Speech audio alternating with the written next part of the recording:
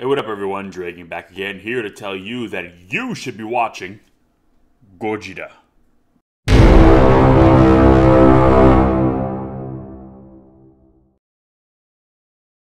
So, Gojira, or Godzilla, as it's more commonly known in the West, is the 1954 Eiichiro Honda classic, which basically kickstarted, created, perfected the kaiju genre as a whole. They were films that came before, like The Beast from 20,000 Fathoms, that some people might consider progenitors to the kaiju genre, but as a whole, Gojira is the film that really kind of solidified the hallmarks of the genre. Basically, kind of wrote the rules, or at least kind of the first draft of the of the rule book that is now kind of what is used in determining what makes a kaiju film as opposed to just a monster movie.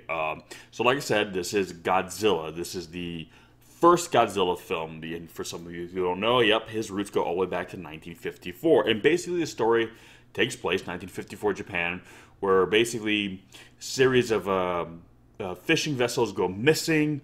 One in particular, where there's only one survivor who makes it back to Odo Island, where he's from, and he basically kind of tells the story of that something happened to his ship, that something destroyed his ship and killed all his crewmates.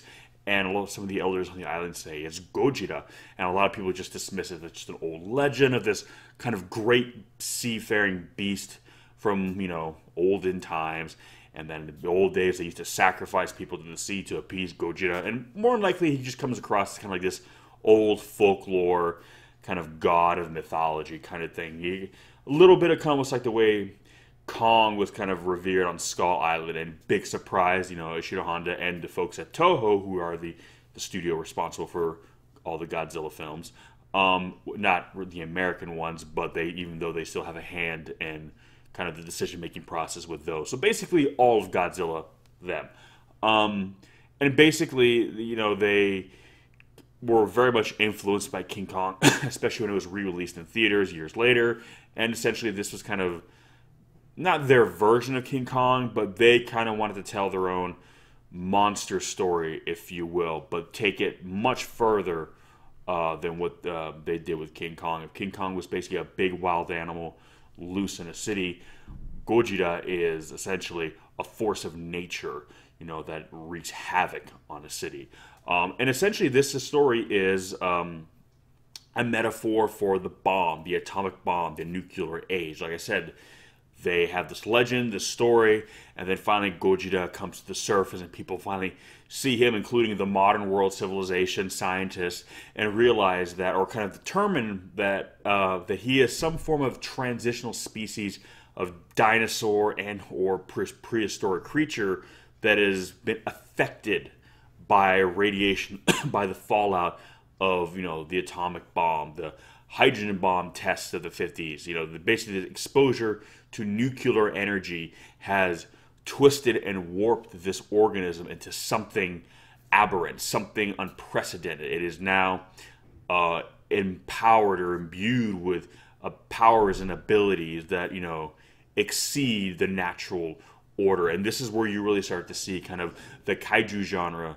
really start solidifying itself. That kaiju themselves are, even if they stem from nature, they are always apart from it to some degree. They are not just normal animals. They are empowered by something greater, whether it's natural or unnatural. They are greater than the natural world itself. And in this case, Gojira is the bomb itself, the nuclear terror made flesh. And for the Japanese, this was very much a form of catharsis. For this was the first time they had dealt with the bombings of Hiroshima and Nagasaki in any kind of form of media. He was, and you got to remember, by this point in history, it wasn't that long ago. People who are watching this film were around during World War II and would have remembered seeing Tokyo in flames, would have remembered seeing the dead and the dying littering the streets. So when Gojira comes ashore to Tokyo and, immediately starts taking fire from, the military, the self-defense force, only to prove ineffective and just cut a swath of destruction through Tokyo, leaving it in flames. Audiences watching that would have been reminded of recent events, reminded seeing their city in that state. And for a lot of them, this was how they dealt with it. It was something that, while yes, the country was moving forward by this point, very much so, it was still something that was resonating in the public consciousness, and it was still something that people, I think, as a society and a culture, were dealing with. So, in a weird way, seeing their nightmares or their fears or just unfortunate bad memories kind of brought to life on screen in a very fantastical way was, like I said, a form of catharsis. And it was how a sign of the country healing and dealing with what happened, but confronting it, turning their worst fears into a monster, because that's what it felt like. Living with this fear, living with these memories, these nightmares, was like living with a monster. So, Shirahane and Toho turned all those fears into a literal monster, and through that monster, people could kind of personify their fears, their apprehensions, their concerns, and that's what the film serves to do. And basically, Gojira, is basically just this unstoppable force of destruction. There's not a lot of characterization in this incarnation of the film. Later films, especially in the Showa era, which is the era from 1954 to 1975, he would go through a lot of changes, a lot of personality changes, but in this original film, he is very much kind of a stone-faced, just wild, emotionless, destructive thing. But even then, there are still people who see Godzilla as almost like a miracle. You have like Dr. Mifune, who is frustrated with the world, who wants to destroy Gojira because he is enamored. He's a paleontologist, and he's enamored by how something like this could be, how life could take on such a monstrous form, how something like Gojira, which is seemingly impossible, is in fact possible, and how miraculous such an organism is to be affected and changed by nuclear energy the way it has, to become something so unprecedented. And he is fascinated by this organism, but unfortunately through the course of the film comes to realize that we cannot coexist. It's basically either us or him.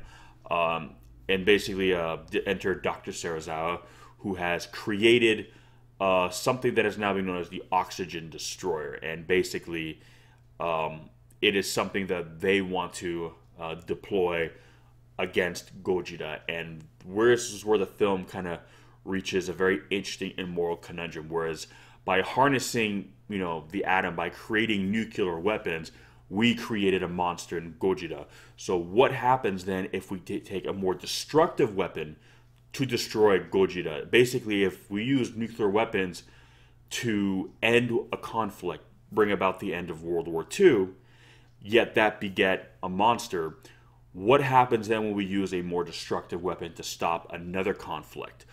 What would that beget in turn? And this is the apprehension, this is the concern, this is the fear of Dr. Serizawa, and why he is initially reluctant, if not adamantly opposed, to utilizing this weapon. Something he did not intend to be a weapon, but his fear is, once I deploy it, once I reveal it, the world will want to turn it into something destructive. For man is perhaps the greatest monster of all. Gojira is a monster of consequence. Man is a monster of cause. Gojira is essentially our punishment. He is, he is essentially kind of the right hand of nature, as man has kind of elevated itself to a point where the natural world in a lot of ways bows to us, where we no longer have to worry about the beast at our door. We no longer have to worry about venturing out to the wilderness only for something to, pounce on us and kill us. We are no longer subject to a lot of those laws of survival in nature, and therefore man oftentimes feels empowered, if not godlike. So Gojira represents nature having kind of risen to kind of not only just match us, but to surpass us, to put us back once more in a position of, not just I want to say inferiority, but in a position of order where we were never meant to be atop of the food chain. So now that we are, nature has to take on a monstrous persona of itself to essentially kind of restore balance and kind of keep humanity down. So there's a lot of really, and again, I won't spoil the ending, but there are a lot of really, really big themes in this movie. And I don't say that to be, tongue-in-cheek, because big themes, big monster. It's kind of a happy coincidence. But again, Gojira is this larger-than-life monster because the forces and the allegory he represents are larger than life. He is a country coming to terms with what happened to itself while still living with kind of this post-traumatic stress, if you will. It's like coming back from battle. The war's over, yet you're still haunted by the memories. And Gojira is, again, those memories and those fears made flesh. But at the same time, it is perhaps a larger metaphor for kind of humanity's, entering the nuclear age. That it really doesn't matter what the war was, who did what, who was responsible for what, who dropped the bomb first. What matters is now we have entered an age of power that is unprecedented, and that perhaps that we are creating a monster. The nuclear age was the fear that they were trying to convey, that Gojira is the nuclear age, and that are we creating something that will destroy us. So there are different allegories. The first one on the surface is, again, the bombings of Hiroshima and Nagasaki, the hydrogen bomb tests in the 50s, all those kind of things which were growing on public concern. But at the same time, he is ultimately a metaphor for nuclear power, and again, our growing, by this point in history, our ever-growing dependence on it, and what that would ultimately result for us if things went south. So yeah, again, this franchise is over 60 years old. There's so many variations of Gojira, Godzilla. I've often likened him to a bit of Batman, where Batman, he's had so many different versions. You've had serious Batman, campy Batman, super serious Batman, but it's always Batman. You can always tell him. Gojira, Godzilla, it's very much the same thing. He's been very dark, semi-dark, kind of funny, really funny, dark again, semi-dark, super dark, kind of dark. He's run the whole kind of array of the spectrum, but he's always who he is, and I think he is a character because he is a character. He's not just a monster. He is very much a character and an iconic one, and hell, he's got his, star of the Hollywood Walk of Fame, so there you go. But he, I feel, shines at his best in films like this one, like Godzilla 1984, which is my favorite. And yeah, we'll be talking about this on the show. Shin Gojira, films where he is very much meant to be an allegory for something specific on our part. So, and a lot of big themes.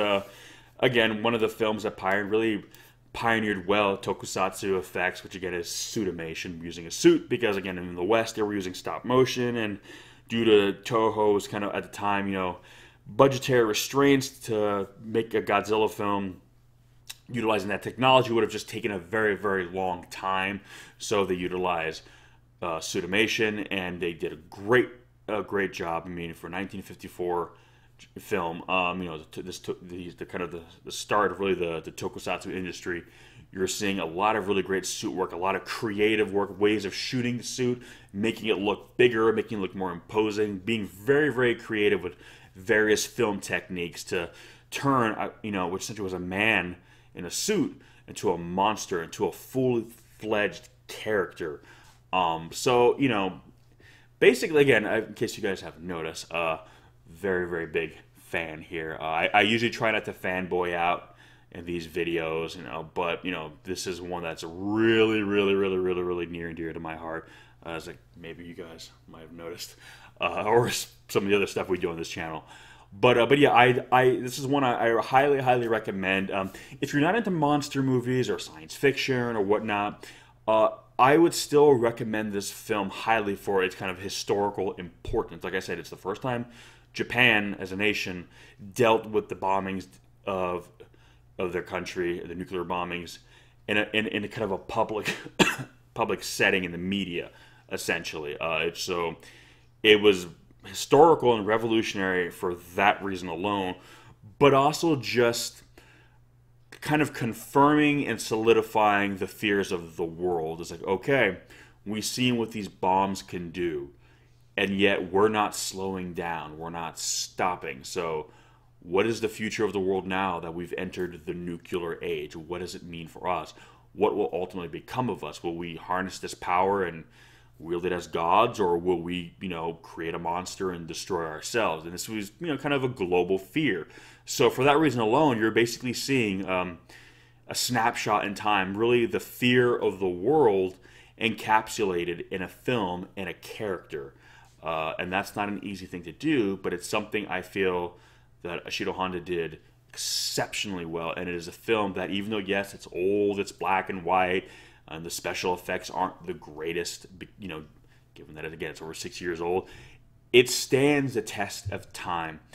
And kind of given the geopolitical climate of the world today, I kind of feel, weirdly enough, like it's kind of gotten relevant again. It seems like this film kind of goes through like highs and lows in terms of its relevancy, in terms of the politics of the world. It's always a good movie regardless, but in terms of how it's relevant to like today's political climate, it seems like there's some decades are not as much, other decades are a little bit more, and right now I feel in 2018, this film is starting to feel uncomfortably relevant once more.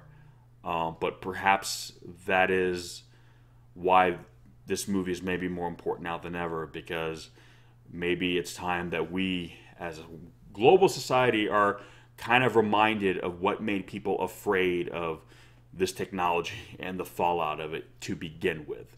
So, if nothing else, it is a cautionary tale. But anyway, I'll leave it at that, because I could go on and on and on and on about this movie, and on I would go on. So, Gojira, Godzilla, the original 1954 classic. Have you seen it? If so, what did you think? Now, I need to really quick point out, when I say Gojira, I am talking about the 1954 Japanese cut.